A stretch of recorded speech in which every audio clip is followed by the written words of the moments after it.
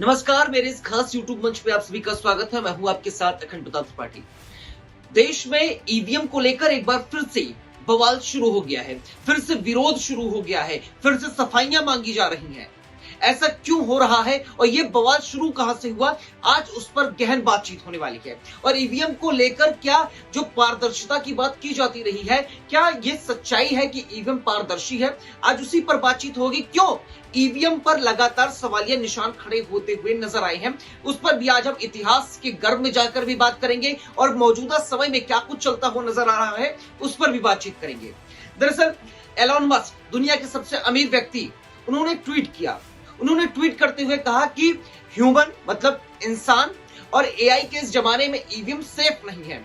अब बीतते वक्त के साथ हमें ईवीएम को हटा देना चाहिए, चुनाव प्रणाली से हटा देना चाहिए, जिसके बाद से समूचे राजनीतिक गलियारे में हलचल तेज हो गई है। ये बयान ऐसे वक्त पर आया है जब इंडिया में यानी भारत में चुनाव संपन्न हो चुके हैं और ईवीएम को लेकर कई सवालिया निशान भी खड़े किए जा रहे हैं। वहीं दूसरी तरफ अमेरिका में चुनाव होने को है। अब अमेरिका में चुनाव, भारत में चुनाव हो चुका है और ईवीएम को लेकर कशमकश की स्थिति इंडिया में लगातार बनी हुई है और अमेरिका में चल रहा है।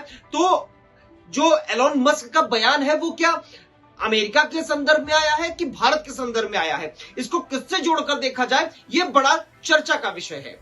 लेकिन भारत में ईवीएम को लेकर बवाल तो खूब पसरा हुआ है। लगातार ईवीएम पर आरोप प्रत्यारोप का दौर भी शुरू है और अखिलेश यादव, राहुल गांधी, विपक्ष के जितने नेता हैं, सब कोई ईवीएम को लेकर कटघरे में खड़ा करते हुए नजर आ रहे हैं। लेकिन एलोन मस्क के ट्वीट के बाद यह बवाल और बखेड़ा और बड़ा हो गया है। एलोन मस्क के ट्वीट पर सबसे पहले अगर किसी ने रिएक्शन दिया तो वो थे राहुल गांधी। राहुल गांधी ने रिएक्शन देते हुए कहा कि ईवीएम एक ब्लैक बॉक्स है और किसी को भी उसकी जांच करने की अनुमति नहीं है। हमारी चुनाव प्रक्रिया में पारदर्शिता को लेकर गंभीर चिंताएं जताई जा रही हैं। जब संस्थाओं में जवाबदेही का अभाव होता है तो लोकतंत्र दिखावा बन जाता है और धोखाधड़ी की आशंका भी बढ़ जाती है। राहुल गांधी ने एक वर्ड यूज किया, ब्लैक बॉक्स। अब इसको लेकर राजनीतिक गलियारों में हलचल काफी तेज हुई। तो वहीं इसके बाद अखिलेश यादव, सपा प्रमुख अखिलेश यादव ने ट्वीट किया। उन्होंने भी ट्वीट करते हुए ईवीएम को लेकर, चुनाव आयोग को लेकर सवालिया निशान खड़े कर दिए। अखिलेश यादव ने ट्वीट करते हुए कहा कि टेक्नोलॉजी समस्याओं को दूर करने के लिए होती है, लेकिन अगर वही मुश्किलें बन जाए, मुश्किलों की वजह बन जाए तो उसे इस्तेमाल करना बंद कर देना चाहिए। आज जब विश्व के कई चुनावों में ईवीएम की गड़बड़ी को लेकर आशंका जाहिर की जा रही है और दुनिया के जाने माने टेक्नोलॉजी एक्सपर्ट ईवीएम में हेराफेरी के खतरे की ओर खुलेआम लिख रहे हैं, तो ईवीएम के इस्तेमाल की जिद के पीछे वजह क्या है, ये बात भाजपा ही साफ करें। अगर सभी चुनाव बैलेट पेपर यानी मतपत्र से कराने की मांग हम फिर से दोहरा देते हैं, यानी अखिलेश यादव ने भी ये ऐलान कर दिया है कि भैया हमारा जो चुनाव हो वो बैलेट पेपर से हो। अब की बार 97 करोड़ करीब मतदाता थे और 97 करोड़ बैलेट पेपर, बड़ा सवाल है कितने पेड़ काटे जाएंगे इस पर किसी की नजर नहीं है। चलिए, अब राहुल गांधी ने ट्वीट किया, अखिलेश यादव ने ट्वीट किया, तो बीजेपी इसमें कैसे पीछे रहती। बीजेपी की तरफ से चंद्रशेखर सामने आए, उन्होंने कहा कि ऐसा कुछ नहीं है और सब कुछ फेक है। अब ऐसे जो मामले सामने आ रहे हैं तो विपक्ष में जो भी नेता बैठा है, जो भी पार्टी बैठी है, वो सभी लोग लगातार ईवीएम पर सवालिया निशान खड़े होते हुए, चाहे वो बीजेपी जब विपक्ष में रही उन्होंने किया, चाहे कांग्रेस रही उन्होंने भी ऐसा किया। आज हर कोई ईवीएम पर सवालिया निशान खड़े कर रहा है। अब जो जीत जाता है वो सवालिया निशान खड़े करते हुए नजर नहीं आता है। मैं यहाँ बीजेपी के विपक्ष में रहने की बात इसलिए कह रहा हूं क्योंकि विपक्ष में जब बीजेपी थी तो लगातार ईवीएम पर सवालिया निशान खड़े करते हुए नजर आती रही है। अब मौजूदा समय में बीजेपी के नेता हैं जीवीएल नरसिम्हा राव, उन्होंने साल 2009 के चुनाव जीतने के बाद एक किताब निकाली, EVM democracy at risk due to EVM, ऐसे उनकी कुछ किताब थी और उसको लेकर बवाल हुआ, खूब बवाल पसरा। और जो उनके किताब थी उसका विमोचन करने के लिए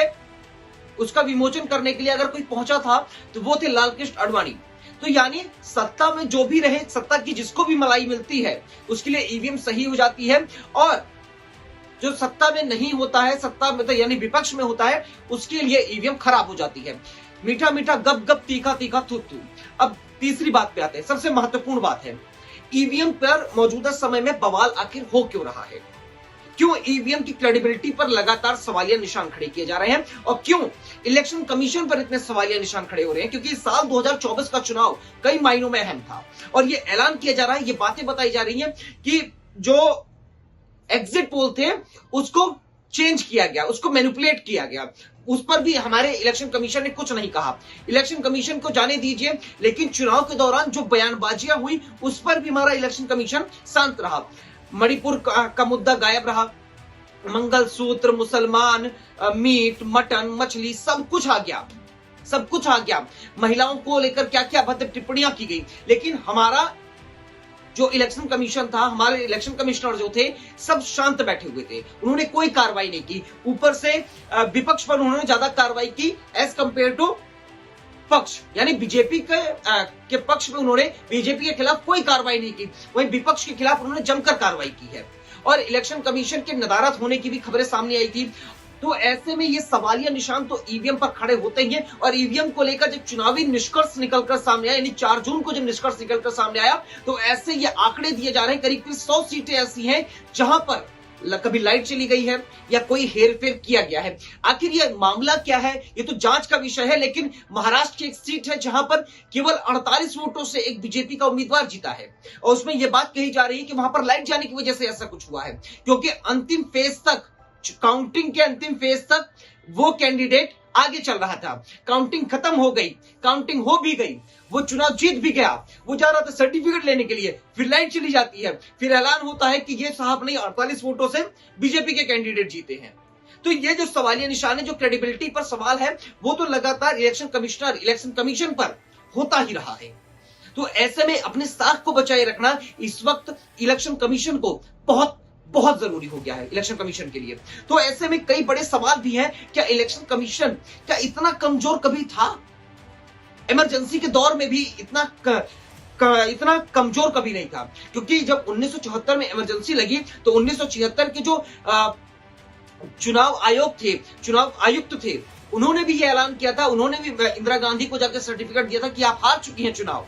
लेकिन हमारे इलेक्शन कमीशन में इतनी हिम्मत नहीं रही है कि वो जाकर के सत्ता पक्ष के तलवे चाटना बंद कर दे। बहुत बहुत संगीन आरोप हैं, पूरी तरीके से नदारद होने के आरोप है।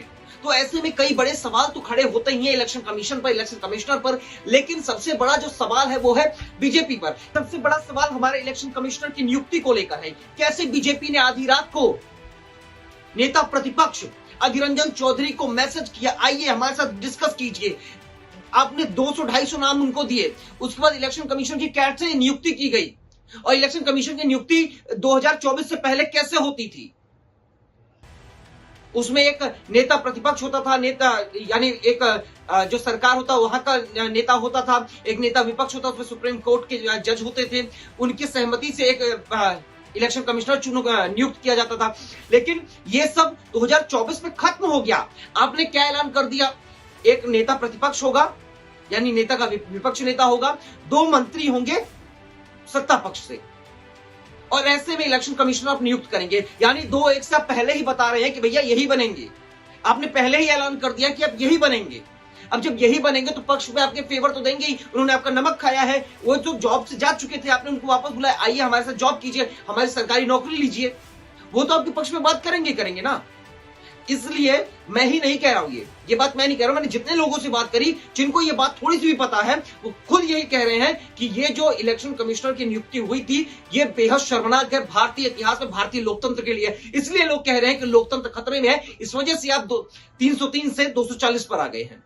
और अगर ईवीएम पर जो खराबी की बात आ रही है नहीं होती, लोग ये भी कह रहे हैं अगर इलेक्शन में खराबी नहीं होती तो अगर इलेक्शन में खराबी नहीं होती, अगर ईवीएम में खराबी नहीं होती तो ये जो आंकड़ा है ये घट करके 140 या 180 पर आ जाते हैं।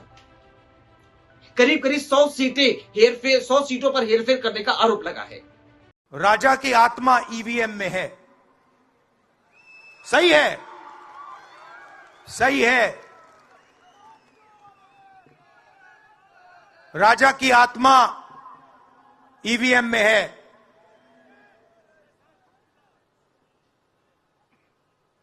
हिंदुस्तान की हर संस्था में है, ईडी में है, सीबीआई में है, इनकम टैक्स डिपार्टमेंट में है। तो ऐसे में चुनाव आयोग को चाहिए कि एक पार्लियामेंट्री कमेटी का गठन किया जाए। पार्लियामेंट्री कमेटी का गठन करने के बाद उससे जांच करवाई जाए। इस पूरे विषय पर क्या है, एक एक सीट पर निगरानी से बातचीत करी जाए। इसमें विपक्ष को साथ, क्योंकि विपक्ष अब वो 2019 वाला विपक्ष नहीं रहा जो लिबर लिबर करता था। अब ये मजबूत विपक्ष है, आपकी आंखों में आंखें डालकर बात करेगा, आपसे सवाल करेगा और आपको हर सवाल का जवाब देना पड़ेगा। इस बार नेता प्रतिपक्ष के रूप में, नेता विपक्ष के रूप में राहुल गांधी आपके साथ, अखिलेश यादव, इनकी दोनों की जोड़ी आपके सामने रहेगी। आपको हर सवाल का जवाब देना पड़ेगा और आपके जवाब बड़े मायने रखने वाले हैं।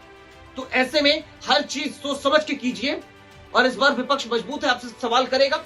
और हाँ, इस बार जो इलेक्शन कमिश्नर नियुक्त हुए हैं, थोड़ा अच्छे नियुक्त कीजिए जो सरकार के यसमैन ना हो। यसमैन हमें नहीं चाहिए, हमें सुदृढ़ मजबूत लोकतंत्र चाहिए। आपकी राय क्या है इस मामले पर? इस मामले को लेकर आप कैसे देखते हैं? ईवीएम को लेकर जो लगातार हमारे देश में सवालिया निशान खड़े हो रहे हैं, एलोन मस्क से लेकर के विपक्ष पक्ष सब अपनी राय रख रहे हैं। क्या कुछ आपकी राय है, जनता की राय क्या है, आप जरूर कमेंट में बताइएगा। अगर आपने इस वीडियो को यहां तक देखा है तो आपके लिए बहुत महत्वपूर्ण है, तो कृपया करके अगर आपने चैनल को सब्सक्राइब नहीं किया तो प्लीज सब्सक्राइब कीजिए। अगर वीडियो को लाइक नहीं किया तो लाइक कीजिए और अगर आपको कंटेंट पसंद आया तो प्लीज इसको शेयर करना बिल्कुल ना भूलें। बहुत बहुत शुक्रिया, बहुत बहुत शुक्रिया, बहुत बहुत शुक्रिया, धन्यवाद।